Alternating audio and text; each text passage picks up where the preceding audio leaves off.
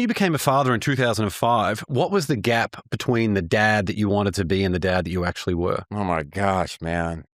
It's huge. You went super dad off the bat? Oh my gosh. I think, oh my gosh, man. How much time do you have? Like, I was a very immature. I was very selfish.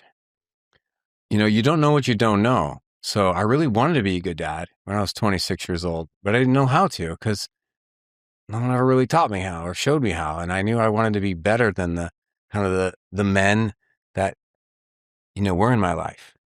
Mm-hmm. And I didn't really care about anything else. So I started reading books and talking to older, wiser men and women. Started studying the arts of psychology, family dynamics, just soaking in everything I could.